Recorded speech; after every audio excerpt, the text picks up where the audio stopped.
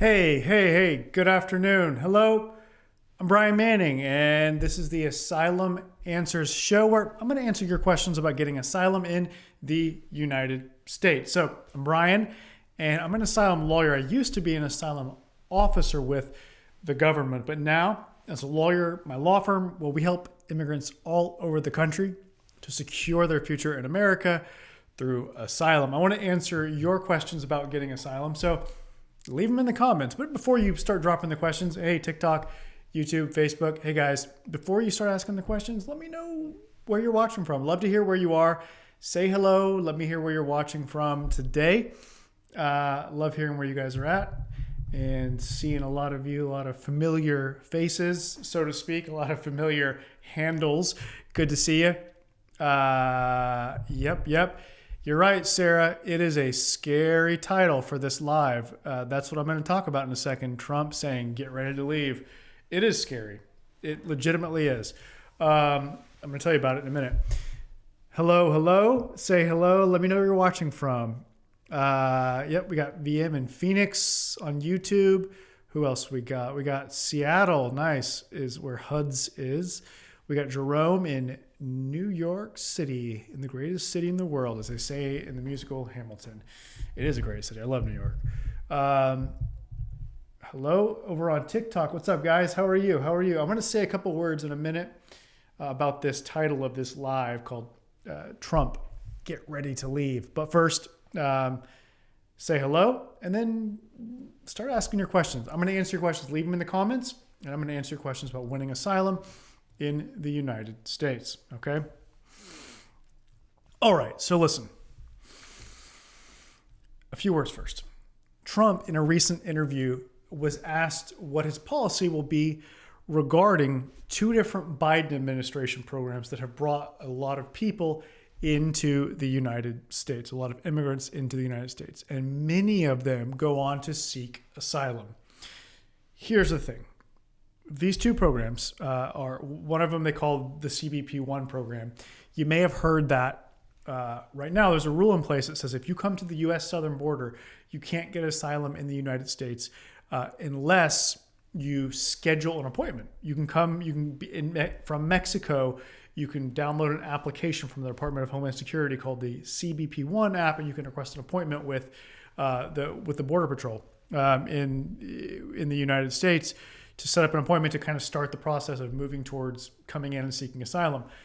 You don't have to seek asylum, but most people that go that route do end up seeking asylum. But this process coming in through the CBP-1 app gives you legal status. You get what's called parole, and you get permission to be here for a certain amount of time. Lately it's been given for 2 full years, pretty long time. And you can get a work permit too. So 2 years to be here with permission and have a work permit. That's one thing, is the CBP-1 program. Another thing is this program they call CHNV. Stands for Cuba, Haiti, Nicaragua, and Venezuela. A certain number of people, up to 30,000 each month, from those 4 countries combined, can come to the United States by airplane. The U.S. government does not pay for their flights, by the way. They have to pay their own way, but they get vetted ahead of time. They can apply to come here through a special parole program for people from those 4 countries. Now, why did the Biden administration create these 2 programs that are bringing people in here and letting them come in legally on what's called parole, which counts as legal, valid immigration status for a while? They wanted to look tough on the border they wanted to get control of the border with the CBP-1 app. They figured that's a way to do it, is like, we'll have people schedule appointments and they'll come in sort of in an organized, orderly way instead of trying to cross through undetected. And this will help us to, actually vet people and make for an orderly process. And it will also discourage, doing all that will discourage people from trying to come illegally and cross through without getting caught. Or just like cross through and then try to find a border patrol agent and be like, hey, I want asylum. The overall idea was to discourage as many people as possible actually from coming to the southern border. And it's actually working. It's having that effect.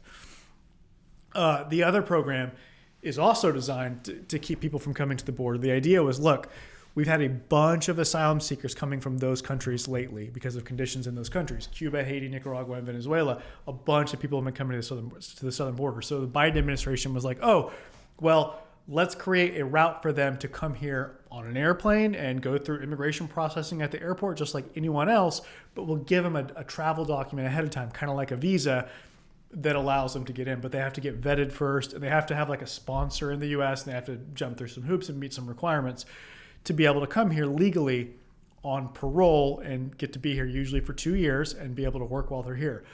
And that was really the goal was the same. It's like, instead of having those people come to the border and maybe cross through illegally and they're not getting vetted, or, it's just sort of not a good situation, the Biden administration thought, okay, well, we'll give them a route to do this legally through this program. And it's limited. Only 30,000 people combined can come. So those are the two programs that are bringing people, that the Biden administration has brought a bunch of people to the United States on.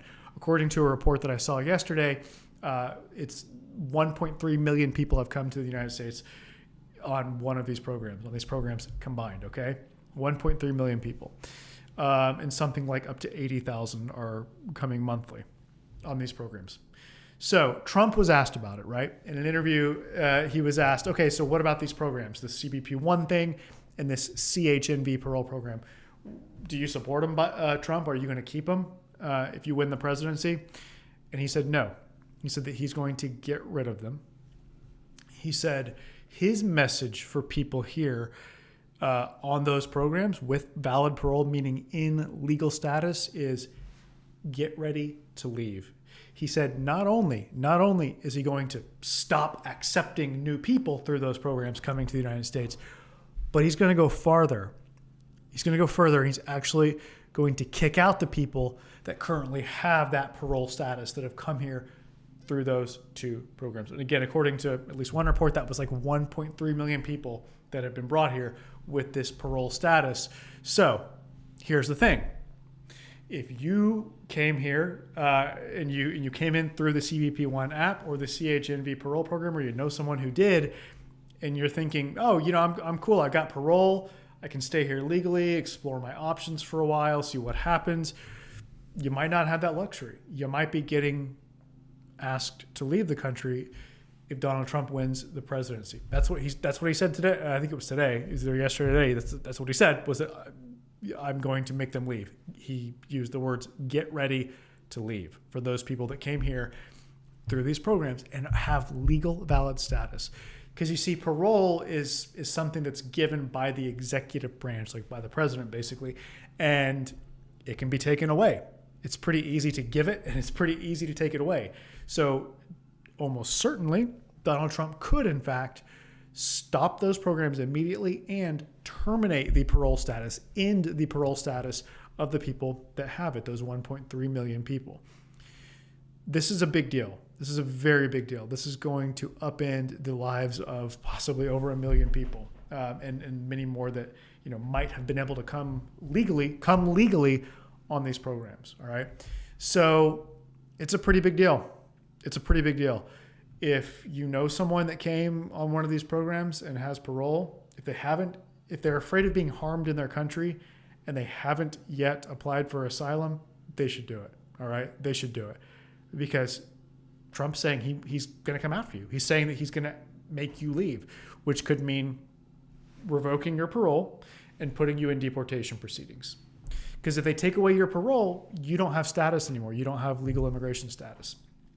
If you've applied for asylum, that is a reason that they might not put you in deportation proceedings. That's at least the current policy of the government is, if you have an asylum application pending, you won't get put in deportation proceedings just because you lose whatever legal status you had.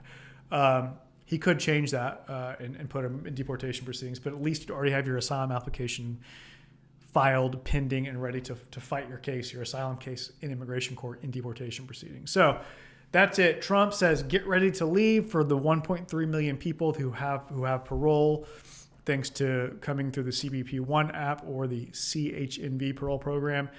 Pretty big deal. Pretty big deal. On that somber note, let's go and take your question. So yeah, Sarah, I told you it's a scary title for a scary topic. VM says, hello, Brian. How are you? I'm doing well, thank you. Despite that sad opening remarks I made. I'm doing well. Thank you. Hope you are too. Velvet Versa says, hello, Brian. Jerome is in NYC. Huds is watching from Seattle. VM is in Phoenix. Hey, on TikTok, by the way, go to YouTube, all right? That's where I have all my best stuff. I've got some really detailed trainings, some tutorials on YouTube, okay? That if you want to increase your chances for winning your asylum case, I think you should go there. Go to the playlist tab and watch all my trainings, okay? There's a playlist called Full Length Asylum Trainings. There's some really detailed tutorials about lots of different topics that you need to know about to give yourself the best possible chance to win your asylum case. Speaking of, if you're ready to go farther than that and you want to actually talk with someone about your case and see if you might be in a position to get help from a professional, you should contact us. The easiest way to get in touch with us and set up a consultation is to go to winasylum.com. That's WINASYLUM.com. Winasylum.com. And actually right now we're offering free consultations. We used to charge almost $200, but at the moment they're free. So take advantage. I don't know if that's going to last. Take advantage of this. Schedule one of those free consultations right now. All right. Go to winasylum.com. All right. He said, we got Velvet Versa in Texas, who asks, is it a weakness if a private party hurt me? What makes a case strong or weak? Those are two big questions. I'm going to start with the first one. Okay. So the question is this: is it going to be hard to win your asylum case if the persecutors are private actors? What do I mean by that? So private actor means they don't work for the government. They're not government employees, and maybe they're not even maybe they don't have anything to do with the government. The government didn't ask them to harm you or anything like that. They're just normal people who don't have anything to do with the government. Can you win asylum under that circumstance? Yes, you can. Okay. You just have to show that the government is unable or unwilling to protect you from those people. It helps if you've made reports to the police or other authorities and they've said, sorry, we can't help you, or they've shown that they're not willing to. But even if you don't do that, you can still win under some circumstances where you are able to point to country conditions information that shows that the authorities in this type of case probably aren't going to do anything or are totally overmatched and overwhelmed such that they're not in a position to help you. Okay? This is the kind of case, though, I got to tell you, this is the kind of case where country conditions information and a legal brief explaining it is super important. I mean, listen, I think a legal brief is important in every case, but this is an example of one where it's especially important to have an asylum lawyer making these arguments for you about why, in light of the relevant country conditions information and applying that to the law about this topic of what they call unable or unwilling, about why, this shows that the authorities under the law, the way that we interpret that, are unable or unwilling to protect you such that you can win asylum. You should win asylum. Despite that, the persecutors are private actors instead of the government. Okay. So the bottom line is it's a little bit easier when the government is the persecutor or when it's government employees, but it's not impossible to win when it's a private actor. Okay. Boris says, Yulali says, is Trump including Venezuelans with TPS? Hi, I'm from Michigan. Good to have you with us, Boris from Michigan. Boris, are you Venezuelan? We've got lots of Venezuelan clients. Probably about half our clients are Venezuelans. And I handled lots of Venezuelan cases when I was an asylum officer with the government. We know these cases well, Boris. We've had a lot of success with them. Yeah, by the way, Boris, I have a Spanish language YouTube channel if you want to see that. Asilo Aprobado. Speaking of YouTube, I said earlier on TikTok that you should go over to YouTube, but I didn't tell you what the YouTube channel is called. For those of you on Facebook, LinkedIn, and TikTok, the our English language YouTube channel is called Political Asylum Lawyers, which is also the name of my law firm. The law firm is called Political Asylum Lawyers. So is the YouTube channel. So go to YouTube and search Political Asylum Lawyers. And we're a law firm that is focused on asylum. That's what we do all day, every day. And we help people all over the country. So we're based in Houston, Texas, but it doesn't really matter. We help people all over the country. All right. Doesn't matter where you live. We can help people from coast to coast, top to bottom in the United States. If you want to secure your future in America through asylum, you want to give yourself the best possible chance to win your case, then I hope you'll contact us so we can talk and see what's going on and tell you whether we think we're in a position to help you, okay? You do that at winasylum.com. That website is winasylum.com, okay? Here we go. Velvet Versa. I don't know who you are. You're my client, but I don't know because of your YouTube screen name. I don't know who you are. But Velvet Versa says, "We just got our interview date. Yay! Brian's office did it." What do you want to tell the folks what you mean by that, Velvet? I want to know who you are. You can send me an email. Let me know. Say, "Hey, Brian, I'm Velvet Versa on YouTube." I want to know who you are. So Velvet says, "We just got our interview date. Yay, Brian's office did it." So I'm pretty sure that this means that Velvet is one of our clients for whom we filed a mandamus lawsuit. All right. Which naturally begs the question. This is the question. What is this mandamus lawsuit thing? Yeah. So I'm always talking about this, right, on social media and everywhere. Mandamus. This is like a Latin word that refers to a lawsuit that we bring to help our clients get their asylum interview. You can also use it to get your decision if you've already had your interview and you've been waiting for too long, a long time for your decision to be issued. But usually it's brought in the context of someone who's been waiting for multiple years for their asylum interview and they're sick of waiting. They want to get their interview so they can win their case, win asylum, get on with their life. All right. And you're asking a federal judge through this lawsuit to tell the asylum office to do their job. They're supposed to act in a reasonable time on any case, and when they don't do it, you can sue them.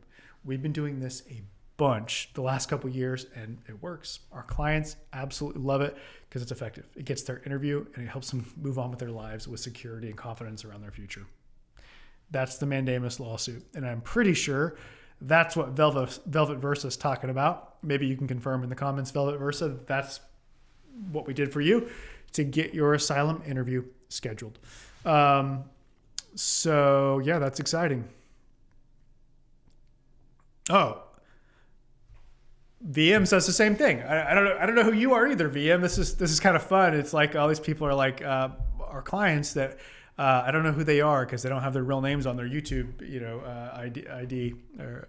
VM says, "Thank you so much for helping me filing mandamus and getting my interview. Now waiting for a decision." Well, VM, if we helped you get your interview through mandamus and you already had the interview, it should be soon because you get the decision.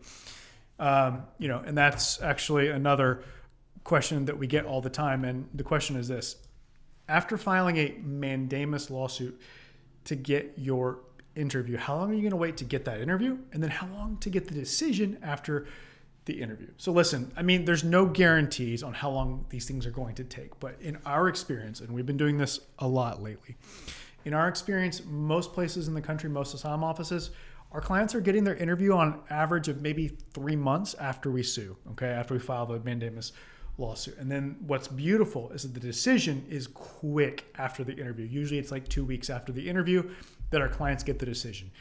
In many cases where the person does the interview, but they got it, organically or normally without having to sue, they might be waiting months or even a year or even years to get their to get their decision after the interview. But with mandamus, with this lawsuit, you keep pressure on the government to get them to act quick, and usually it results in getting that decision quickly, usually like a couple weeks after the interview. Okay? All right. Let's see.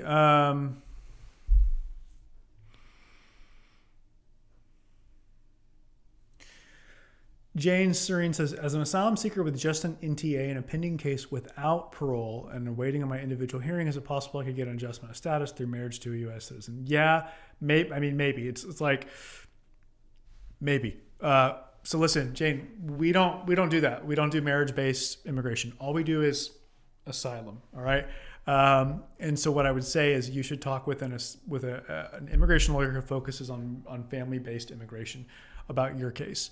But I can tell you, like in generally speaking, like yes, being married to a U.S. citizen might be a thing that could allow you to get a green card through them, despite that you are currently in deportation proceedings with an asylum case pending. Okay. We've got how will the Trump administration affect people awaiting USCIS asylum decisions?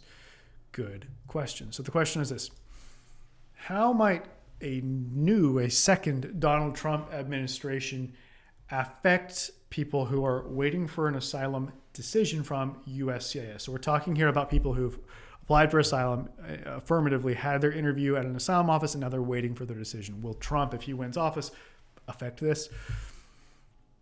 I mean, I don't think so. I don't know. I don't think so too much, but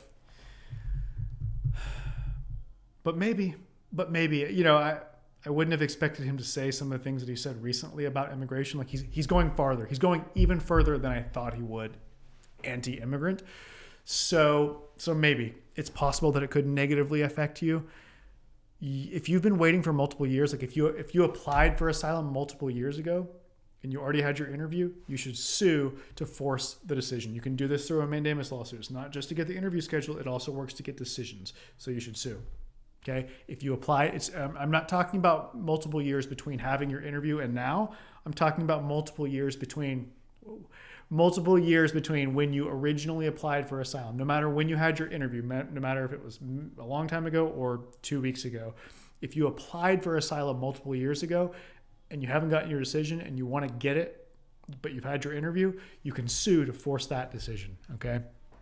And so, yeah, it might make some sense to do that before Donald Trump comes to office because, I don't know. It could make it harder to win asylum, even for people that already had their interview like you.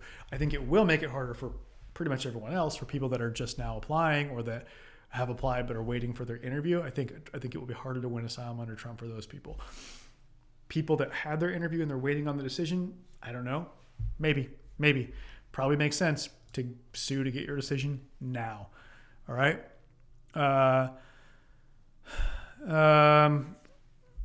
So Muhammad says, can Trump take away TPS? I wasn't laughing at that. I was laughing at the next comment. Semong Virtuous says, the title's working. It made me click. Clickbait. Gotcha. No, but it's for real. It's serious stuff. All right. So we've got, can Trump take away TPS? Yeah. I mentioned this in my opening remarks, my monologue. Like it's a late night show. The president can take away. Let me just say that I'm going to condense that whole talk down into like a really quick recitation here. It's for people that missed the beginning of this Asylum Answers show. So the issue, like here, the issue is this. Donald Trump said, get ready to leave for people that are here with parole that came to the U.S. via the CBP-1 app at the southern border or came through the parole program known as CHNV for Cuba, Haiti, Nicaragua, and Venezuela. And all of these people, supposedly there's 1.3 million of them here now, are here legally. They came on parole, which is legal, valid permission to be here. They did not enter illegally, and almost all of them still have this legal parole status. Trump said, get ready to leave. He said in an interview that he is not only going to stop accepting new people through these two programs, but rather he said he's going to terminate the TPS, the temporary protected status of those people here that came through those programs that already have it and are already here. Can he do that? Yeah, he can. The president does have that power to end TPS for people. So those people, if you haven't yet applied for asylum, if you're afraid of being harmed in your country, you should apply for asylum now. Okay.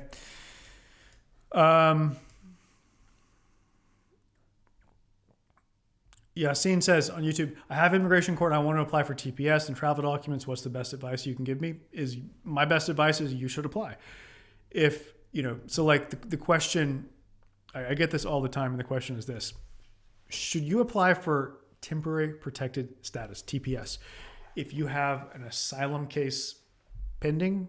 So listen, remember, TPS isn't for everyone. There's like a list of designated countries whose nationals are eligible to apply for it, but you also have to have entered the country by like a certain date, and it's different for each of the countries, right?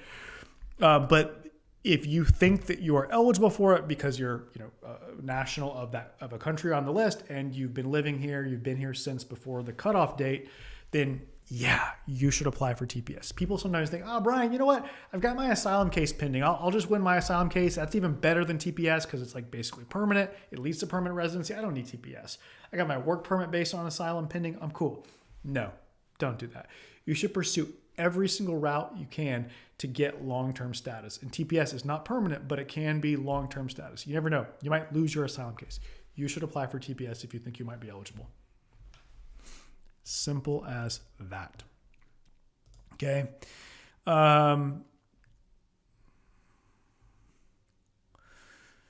All right. So the question is, what questions can you expect to be asked at your asylum interview? And then the second question from Corey is, if the interview is like over 4 hours, is that bad? So good question. So I'll address the first question. The question is, what questions are you going to be asked at your USCIS asylum interview? So listen, there's three main things the officer wants to know about, and most of the questions involve these three things. Past persecution. Have you been harmed in the past in a way that is sufficiently severe, sufficiently serious enough to rise to the level of persecution in the way that word is defined under U.S. asylum law? The second thing is forward-looking. The second concerns well-founded fear of persecution in the future. Is it likely someone's going to harm you in the future in a way that's severe enough to be considered persecution? And then the third thing is called nexus. Basically, that's a fancy word to mean like motivation. What's the motivation of the persecutors? Are they targeting you because you possess one of the 5 protected characteristics under U.S. asylum law? If not, you won't win asylum. Those are the three main things: past persecution, future persecution, and nexus. Go to my YouTube channel, Political Asylum Lawyers. I've got full-length trainings, tutorials on this question. Okay? On my YouTube channel, Political Asylum Lawyers on YouTube, if you look at the playlist tab and you look at full-length asylum trainings, or I think there's a playlist that's called Asylum Interview. And in fact, I posted this on Facebook today for someone who was asking about this. I've got like an hour-long training that is exactly what's about this question. What happens at an asylum interview and what questions can you expect to get? But listen, I want to do one better for you, Corey. Corey, I'm about to place in the chat a link that is like a full-length training on this. It's free. Asylumquestions.com. Let me make sure. I haven't checked this in a while. Let me make sure this is still around, still working. Training is great. We had some tech issues with the website. Yep, it's working. Asylumquestions.com. Go to asylumquestions.com. And I've listed, it's like a really long training from me about all the different questions that you're likely to be asked at your asylum interview. Those are the three main things that I told you earlier, what they sort of concern. But on this training, I'm giving you the actual questions that you can expect, okay? And that's based on my experience as an asylum lawyer now, but probably more importantly, my experience as an asylum officer with the U.S. government, because I worked for USCIS. I was at the Houston Asylum Office where I did asylum interviews, and I did many, many, many credible fear interviews. And before that, I was a diplomat, and I did, I think, thousands of visa interviews. So I've done a lot of immigration interviews as a government immigration officer. All right. Do you think Trump could stop the brothers and sisters immigration application from certain countries who've already applied? Says Yas. What do you mean by that? Stop their applications? You mean like, I don't really understand the question. Can you restate it, Yas, or maybe ask me in some other way what you mean?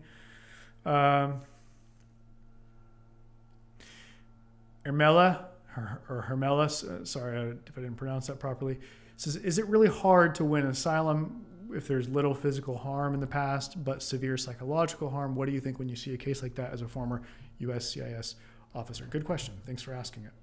So the question is this. How hard is it to win asylum if you haven't been harmed in the past, or maybe that harm that you did suffer wasn't super severe, wasn't very grave?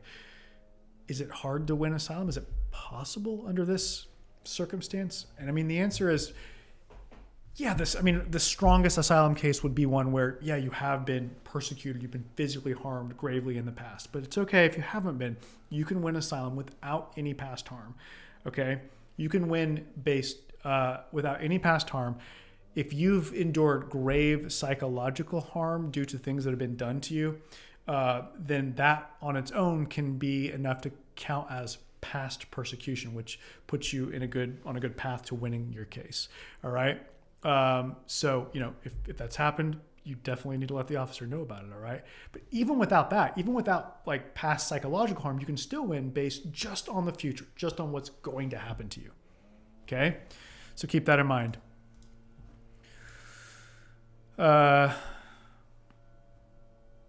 Abdul Basiru says, what happens when two people consolidate their case? Is it good or not? So, good question. The question is this. What does it mean for cases to be consolidated in immigration court? And is that a good or bad thing? So, listen, it's almost always family members that have their cases sort of joined together, considered as one sole case, such that the evidence from one case can be considered in the other case. If you, let's say you're the principal applicant in your asylum case and your wife is included in your case, well, if her proceedings were initiated in the court system separately from yours and you have two separate cases, then the judge will definitely want to have those cases joined together, because like her claim to relief, to not getting deported, to winning asylum depends on you. So they're definitely going to join them together then. But even sometimes when multiple people have their own pending asylum application, if they have a lot of facts in common, like similar things that have happened to them, and their stories are similar, then it makes sense to consolidate them as well. So it's not necessarily it's a good thing or it's a bad thing. It's just a thing that is necessary, often based on family and story dynamics. Okay. So it's not like, oh, it's good for my case or it's bad for my case. All right. Corey says, I went through the questions already. I feel like there may be more questions they may ask me, considering the interview may be so long. You went through the training, that like, I don't know, 2 or 3 hour training that I made of all the questions, and you're still wondering what else they may ask. I gave you like all of them. No, I'm kidding. Of course, there's always more they could ask. Corey, let me address this by addressing the other question that you asked, which was like, is it bad if the interview is very long? Like is it, if your interview goes long, is that a bad sign? So the question then is it a bad sign if your USCIS asylum interview lasts a really long time, like 4 hours or more? Does that mean you're going to lose your case? Well, listen, no, it doesn't mean you're going to lose. Okay. Sometimes interviews last a really long time like this, because there's problems or there's things that the officer is suspicious or skeptical about, and they want to ask you a lot of questions about them. But there are also times when it's not like that. And maybe the officer is just not that good at their job. They have to ask multiple questions, multiple times, sort of in various different ways before they get the information they're asking for, because they're not very good at formulating the question, or they might ask about irrelevant stuff, questions that don't really need to be asked. And so it just extends the interview. So the mere fact that it takes a long time, no, it doesn't mean that you're going to lose your case. All right. Don't worry about that. Okay.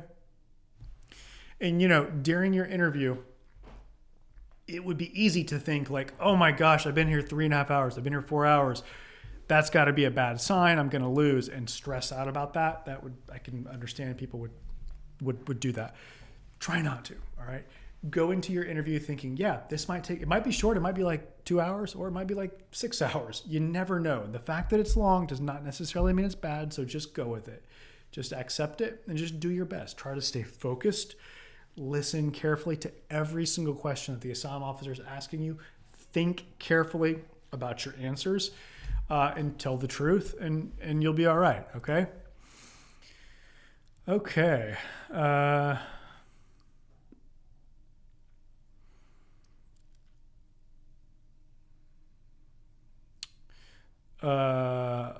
right. Corey said every one, like every single question. Nice.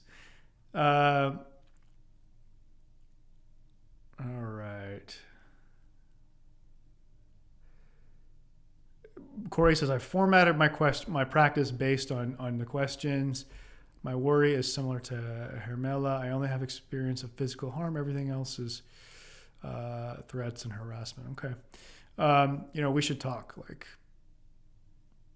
Corey, if you want to watching our videos on YouTube is great. If you can't hire a lawyer and a true asylum lawyer, the next best thing is study my trainings on YouTube. Okay. But it's better to have an asylum lawyer. If you want to give yourself the best possible chance of winning your case, you should hire us, or at least you should talk with us. If we think that we're in a position to really help you, then you should hire us. We don't take all the cases that come our way. The people we do consultations with, we sometimes say, sorry, we don't think we're in a position to really help you in a meaningful way, which is a thing that there's a problem in the immigration sphere with a bunch of immigration lawyers who will just take any case that comes their way and lie to the people or mislead them and be like, oh yeah, you have a chance to win. We'll help you. Don't worry about it. Don't worry, I got this. Don't worry about it. And take their money, but the lawyers know that the person's not going to win. They have no chance to win or virtually no chance. We don't do that. We decline cases fairly often where we say, listen, I think your chances for success are so low that we can't help you. Like they're virtually none. And it's not something we can help you with, because I don't feel comfortable taking, many thousands of dollars from someone if I don't think that we can really help them to give them a real chance to win their case. So that's how that works. Yassine's asking about TPS, and well, listen, if you're in immigration court proceedings, no, you can't travel with advanced parole. You cannot leave the country while you're in removal proceedings. Okay. You need to, if you get out of removal proceedings, such as by having your case dismissed, then yes, you can travel with advanced parole and come back. Okay.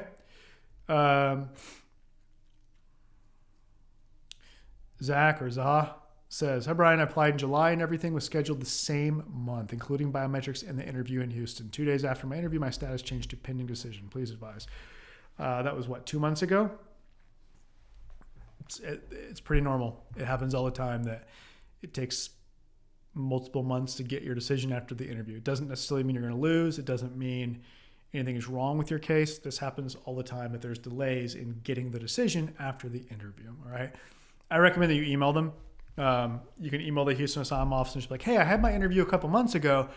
Just wanted to, if you could please let the asylum officer know that I'll be happy to, if they need anything else from me to see any documents or anything else, I'll be happy to do that right away so they can make a decision. Just wanted to let you know that. By the way, do you think you could let me know when you expect a decision to be made? And they're going to reply and just be like, we're working on it. And they won't give you any information. But they will at least share with the asylum officer the fact that you inquired. And sometimes, in rare cases, that's enough to remind them oh yeah, this guy's file is sitting on my desk back there. I've been meaning to get to it. I guess I'll go ahead and pick that up now and finish it off. And they'll finish your case. Sometimes that's enough. Okay.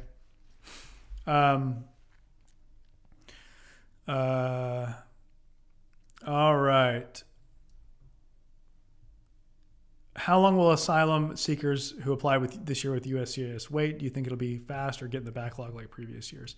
Good question. So the question is, how long can you expect to wait for your affirmative asylum interview with USCIS if you're applying now? So listen, everyone knows that there's massive backlogs. There's people who've been waiting for an asylum interview for multiple years, 3, 4, 5, 10, 12 years. Yeah, for real. However, you might be surprised to learn that actually in this moment right now, at the time that I'm making doing this live, some people are getting their interviews right away. In fact, the person whose question we just addressed a second ago got their interview the same month that they applied. It's a long story as to why this is happening, but it is happening. We are seeing people who apply right now get their interview in 1 month, 2 months, 3 months. And so there's no way to tell with confidence or to predict with any kind of certainty how long you're going to have to wait. But I can tell you, if you apply now, there's a chance you might get your interview really soon, or you might not. You got to be prepared psychologically for either outcome, okay? All right, that's it for today. Thank you, TikTok. Thanks for being here. But listen, before we go, if you want to talk with us, go to winasylum.com, WINASYLUM.com, winasylum.com. That's where you can schedule a consultation. We call it an asylum strategy session. This is where one of our asylum professionals is going to talk through your case with you. really get to know you and your situation, and tell you whether we think that we're in a position to support you. Okay. We want to talk with you. We want to hear from you and see if we think we can help you. All right. Help you to secure your future in America through Asylum. All right. Go to winasylum.com to schedule this consultation. Again, it's winasylum.com, WINASYLUM.com, winasylum.com. All right. Go to winasylum.com. All right, guys. That's it for today. Have a great day. Good afternoon, good evening, and I look forward to seeing you on the next Asylum Answers show. I'm Brian Manning. My law firm is called Political Asylum Lawyers, and you can reach out to us